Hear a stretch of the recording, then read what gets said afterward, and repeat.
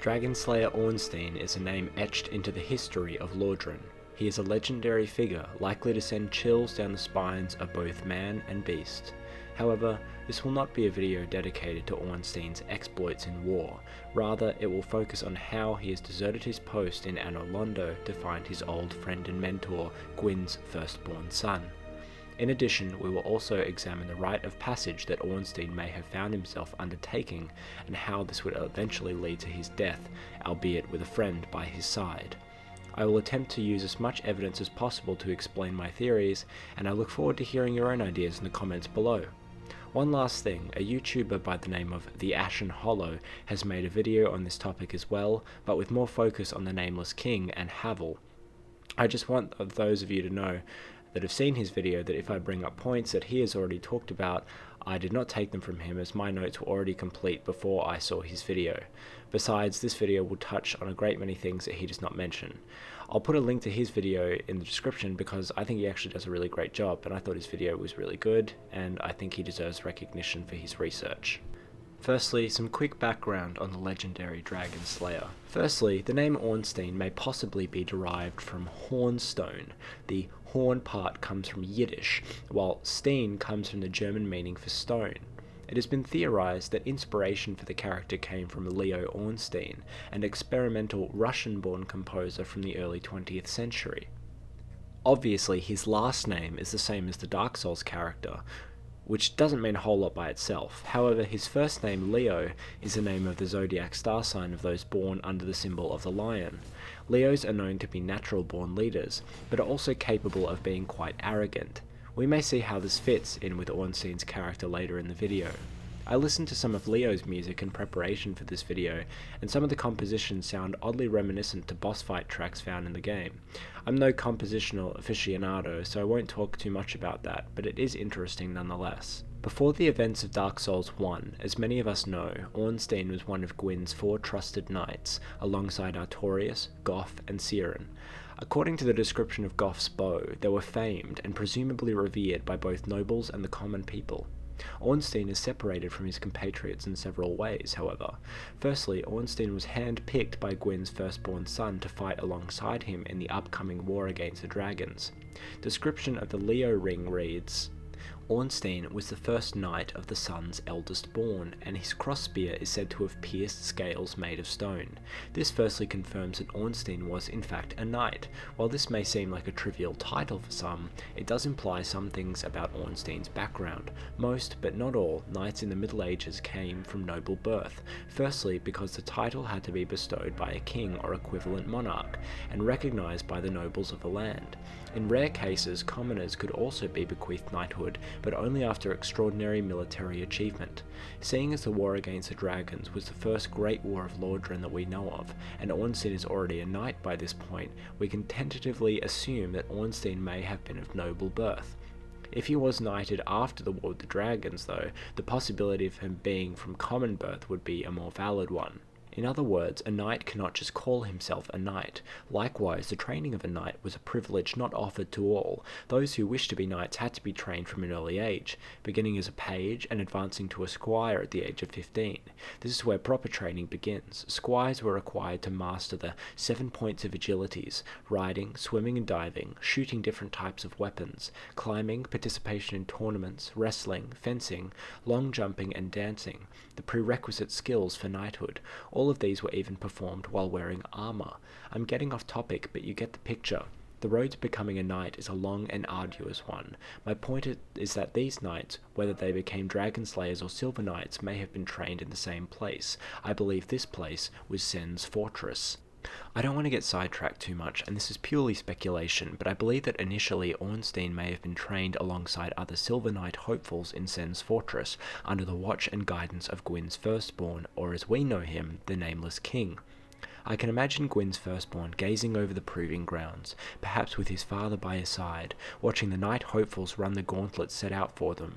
Then, through the ragged and eager contestants came Ornstein, moving with such speed and grace that he caught the eye of Gwyn's son, and was chosen to be the first knight to be trained by the nameless king himself. Ornstein's impressiveness was not only noted by the firstborn, but by Gwyn as well, as he did become one of the legendary four knights, and gifted him a special ring and part of Gwyn's lord soul, arguably the most powerful soul of all. The fact that Ornstein was chosen by Gwyn's firstborn is illustrative of the bond that the two shared early on, a master and apprentice preparing for the great war to come. The Dragonslayer spear and sword spear used by Ornstein and Gwyn's firstborn respectively are quite similar both in design and use. They are both modified spears imbued with the power of lightning and crafted for dragon slaying. Now, Ornstein's official rank was Captain of the Four Knights of Gwyn, as it states in the description of his armor set in Dark Souls 1.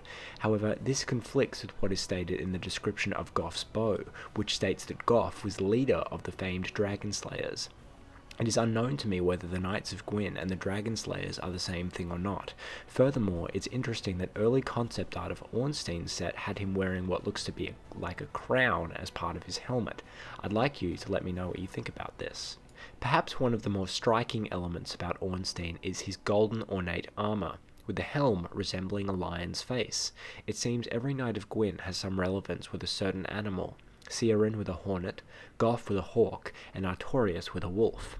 The importance of Ornstein's is that the lion is the king of the jungle in African folklore, and also features extensively on medieval heraldry, as the lion is seen as the symbol of strength and nobility. When Ornstein's weaponry was being created, Miyazaki, the developer of Dark Souls 1, 3, and Bloodborne, offered the following as inspiration. Make something you can trust your life to on the battlefield. Ornstein clearly takes this to heart himself, never being seen with another weapon other than the spear. Even the Dragon Slayer's armor's great axe is made from the part of that spear, with the same staff and cross hilt. In Chinese culture, guardian lions, or shi as they are commonly known, have traditionally stood in front of Chinese imperial palaces, imperial tombs, government offices, temples, and the homes of government officials and the wealthy from the Han dynasty, and were believed to have a powerful, mythic, protective benefit. It's interesting that Ornstein is placed, like a guardian lion, outside Guinevere's chamber, arguably the most important remaining figure in Anor Londo. Further evidence of this bond that exists between Ornstein and the firstborn is in the description of the sacred oath miracle, which reads, "This is the tale of the son's firstborn, his faithful first knight, and the brave dragon slayer who served them both." The son's firstborn is obviously Gwyn's firstborn. Gwyn is the Lord of Sunlight after all. The faithful first knight is Ornstein, and the brave dragon slayer who served them both is probably Havel. I will not be discussing Havel in any great detail in this video. Watch the Ashen Hollows video for that, as his explanation is very well done. What this miracle shows us, however, is that Ornstein and the Firstborn fought side by side as equals in the Dragon War before the Firstborn's defection, as the miracle boosts attack and damage absorption in the immediate vicinity. Perhaps Ornstein wanted to feel that rush again. Maybe Ornstein wanted to die for a purpose instead of defending an illusory goddess waiting for the world to die. What I want to do now is settle once and for all that Ornstein that you fight in Dark Souls 1 is only an illusion or a manifestation of his Lord Soul. Hear me out. First off, it is stated several times in Dark Souls 1 that Smo is not a knight. He is an executioner, and by medieval standards, the two occupations are very different from one another. Now, the description of Smo's armor set reads, "Grotesque armor associated with Smo, the last knight to stand in defense of the ruined cathedral." This contradicts quite a bit of what we thought we knew from Dark Souls 1. He is not only referred to as a knight here, but as the last knight. By this logic, we can assume that whether we defeat Ornstein or Smo first, Smo is still the last knight in the cathedral. This is further solidified by the description of his great hammer, which reads, "Smo's great hammer, twisted great hammer associated with Smo, the last knight to remain at his post, guarding the ruined cathedral." He is not only the last knight to defend the cathedral, but he is also the last knight to remain at his post, implying that there were one or more knights who had abandoned their posts. One of these knights was Ornstein. From examining item descriptions regarding Smo, we understand that he was a cannibal, often consuming the bones of those he executed. This habit of his barred him from ever becoming picked by Gwyn to become a knight. We know that this was something that Smo actually wanted as well, as the description of his hammer in Dark Souls 1 talks about his, quote, hopes of becoming a knight being ruined by his cannibalism. Ornstein was able to help Smo achieve his lost dream after he left, leaving his responsibilities to the executioner. Alternatively, Smo may have been under the impression that the illusion of Ornstein is truly Ornstein, which might explain the rather brash way that he disposes of Ornstein's body after he has been defeated. If Smo is unaware of Ornstein being an illusion, and the real Ornstein was able to leave the capital in secret, then Gwyndolin may have been involved in the Dragon Slayer's subterfuge. As we know, Gwyndolin controls the elaborate illusion of Anor Londo's sunlight, Guinevere's image, and the giant sentinels that patrol the cathedral. Through this, we know that an illusion on this scale is no ordinary feat. I have seen the argument that Ornstein is not an illusion because, quote, because he can kill the player and an illusion should not be capable of doing this. But I think this is false. The giants that can easily hurt our player and kill them is also an illusion, and blur the line between physical and illusory. Some of you may be saying, but when you kill Ornstein last in the fight, he drops his soul. That is correct, he does. However, it is not Ornstein's original soul, not the one that he was born with, and I can prove it. The description of Ornstein's soul reads, Lord Gwyn granted this soul to his foremost trusted knights. The soul Ornstein drops is a fragment of Gwyn's Lord Soul, something that was given to him as an honour. The plot thickens if we look at the worth of the souls to King Seeker Frampt. Feeding Smo's soul to Frampt nets 1 soul. Only 1. Killing the most meek and small enemies in the game nets more than that. If you feed Frampt the soul that Ornstein drops, however, it nets you 8,000 souls. To us, the souls seem to be equal, but they are far from that. Going back to Gwyndolin for a moment, I believe that Ornstein may have given this soul to him in order to make the illusion of him functional and able to defend the cathedral competently. While unconfirmable, this would show to us that Ornstein not only cares about the security of the illusion that Guinevere has created, but cares enough to offer his most prized possession to defend Anor Londo. While I want to talk more about why Ornstein left Anor Londo a bit later, this does bring up the idea that Ornstein may have originally left to find the Nameless King in order to ask for help in defending the cathedral, or to perhaps rule in Gwyn's absence. Remember, Ornstein left Anor Londo sometime between Gwyn leaving to light the first flame and the chosen undead arriving in the cathedral. We will talk more about his motivations later on. The description of Ornstein's armor set from Dark Souls 3 gives us considerable insight into the path he has taken. It reads, golden armor associated with Dragon Slayer Ornstein from the Age of Gods and imbued with the strength of lightning. In the Dragonless Age, this knight, who had long guarded the ruined cathedral, left the land in search of the Nameless King. It states that he left during the Dragonless Age, which could be any time after the destruction of the ancient dragons, up to the point when the chosen undead enters Anor Londo. The fact that it states that he left during an age without dragons may indicate his yearning for purpose. Think about it, the legendary warrior of yore, who has fought in some of the most decisive battles that Lordran has ever seen, has been relegated to become little more than a glorified palace guard. It's not only sad, but insulting. It also talks about how he did guard the cathedral for a long period of time. I take this to mean that the real Ornstein did stand watch for many years waiting for an intruder in the cathedral. However, it seems that his purpose ran its course, and at some point Ornstein decided to leave forever. It also states that the reason why he left is to find his old friend and mentor, the Nameless King, aka Gwyn's firstborn son. This finally brings us to the question, why did Ornstein leave? It may seem obvious to some of you, but I've got a few alternative theories that I'd like to discuss as well, and to see which one fits best. Firstly, the search for purpose. Since the Nameless King hand-picked him to be a knight for Gwyn, they obviously share some kind of camaraderie, regardless of how long it has been. Ornstein wants to know if his friend still lives, and perhaps wishes to find meaning in his life again, rather than just being a guard.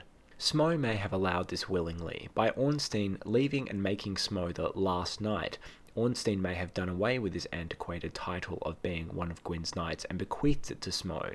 It is interesting that Ornstein is simply referred to as the Old Dragon Slayer in Dark Souls 3 and Gwyn's firstborn, the Nameless King. Both have stripped themselves of their names and titles, perhaps as an act of humility. Secondly, Ornstein may have wanted revenge, at least initially. There is also the possibility that Ornstein blames Gwyn's firstborn for his betrayal, and that his defection to the dragons was seen as an abandonment of his home and friends when they needed him most. Perhaps Ornstein believed that it was the firstborn's destiny to accompany his father to the first flame to aid in the rekindling, or maybe the firstborn was meant to be a Lord of Cinder himself, but refused his duty like Lothric did. This would provide Ornstein with motivation enough to go on a mission of revenge. I do not subscribe to this theory as much, as I don't think Ornstein is as petty or zealous to go on a revenge mission like this. Thirdly, Ornstein may have been aware of the path of the dragon and wished to undertake it himself. The fact that we find Lothric knights and others at the spot where the path of the dragon gesture is supposed to be used tells us that this rite of passage may not have been a total secret from the world, as word of it has travelled far enough for several different knights to attempt the journey themselves, some waiting so long that they have died doing so. I think definitely possible that Ornstein knew about this and could have travelled to Archdragon Peak this way. I said initially before in regard to Theory 2, as I believe it could be a mix of all three theories. It is interesting to note that there are not really any signs of battle in Archdragon Peak like there were in Lothric. In Lothric, the corpses of winged knights and Lothric knights are everywhere, providing evidence of a battle. FromSoft understands having attention to detail, and I believe that this was done on purpose. Since there are no remains of man-serpents or wyverns around, apart from the ones that lie dead in front of the Havel Knight, I do not think that Ornstein was met with strong resistance when he eventually arrived in Archdragon Peak.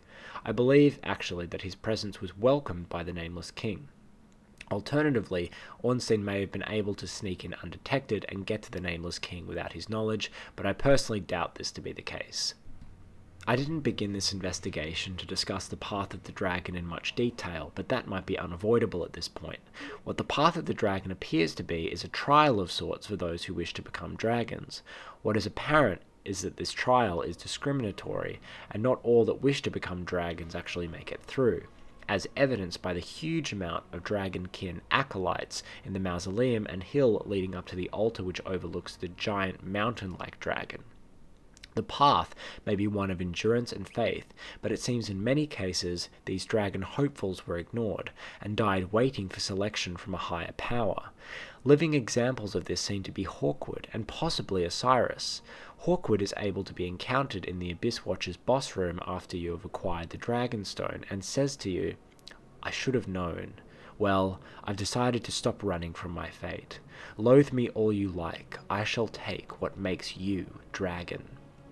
I believe it's possible that Hawkwood may have attempted to partake in the path of the dragon after his desertion from the Abyss Watchers, but failed. He does drop the twinkling dragon-head stone, which may mean that he ascended partially, or perhaps he stole it from another acolyte. Similarly, Oceiros obviously resembles a dragon, albeit grotesquely. As the path of the dragon gesture is found quite nearby to his boss room, and knowing of Oceiros' obsession with becoming a dragon, I don't think it's outside the realm of possibility for him to have attempted the path at some point as well. Failing this, however, he resorted to more detestable means, as we know. The acolytes in the mausoleum, it seems, have advanced to a certain ascendance as their bodies are scaly and dragon-like and sport the grotesque heads of dragons. As a player, we can do the same by using the Dragonstone head and torso items. To do so, you must be stripped of all armor. What we will use to segue back to Ornstein is a line of dialogue from Hawkwood. "This shall be no petty theft. As the true dragon, I shall take what is rightfully mine." The true dragon. Please keep this in mind as we continue. As we know, Gwyn's firstborn son allied himself with the ancient dragons, which resulted in the rescinding of his deific status and title. He fought specifically alongside a Stormdrake for a time, and we do fight a Stormdrake during the Nameless King battle. It may be simple to assume that the Stormdrake we fight is the same one that the Nameless King has been riding since he allied himself with the dragons, but I do not believe this to be true. The following comes from the description of the Storm Curved Sword. The Nameless King, ally of the ancient dragons, fought beside a Stormdrake in countless battles. When the great beast fell, the king claimed his soul, as was the custom in the Age of Gods. The great beast fell. I honestly do not think that this fall is in reference to when we killed the Stormdrake. I believe that this is referring to a previous event. The position of the Nameless King Stormdrake was vacated. This is what Hawkwood is referring to as the true dragon. This is why the path of the dragon even exists, for the Nameless King to choose a new steed, a new battle companion. And who would be the best person to fill this position, you ask? Why not an old friend? Someone he trusts who is extremely loyal and fierce in a battle. The Stormdrake is Ornstein, transformed by the path of the dragon and the Nameless King's choice.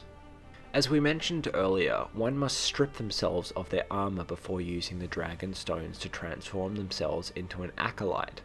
Ornstein's armor set is found below the boss area, but not on a corpse. It is found this way because Ornstein is not dead. His golden pauldrons and helmet were thrown off, ready to accept his duty by his king's side. When the Stormdrake is killed, the Nameless King places a caring hand on his old friend, allowing a moment of silence to be felt by the player. The legendary warrior gave the ultimate sacrifice as he was prepared to do so for his king. The Nameless King then plunges his sword spear into the Stormdrake, which releases a huge storm of lightning, similar to what happens when Smough crushes the illusion of Ornstein.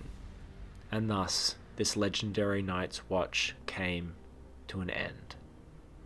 Thank you as always for watching, and I hope you enjoyed the video. I had some extra notes regarding the Dragon Slayer armor boss and how it fits in with Ornstein, but decided that it would be more fitting to close the video on Ornstein's final end. I might include Dragon Slayer armor perhaps when discussing the Pilgrim Butterflies in the future. I also was going to touch on how the Elder Grew actually look a bit like Dragonkin acolytes, but again, that might be saved for another video. Some extra news is that this will be the last video I'll be posting before going traveling for 2 weeks from this Saturday. It'll actually be good as I'm feeling a little bit burnt out on Dark Souls 3, and it'll be good to have a bit of a break. I also bought a PS4 the other day and picked up Bloodborne, which I'll be playing for the first time, so who knows, I might do some Bloodborne content one day. Until next time.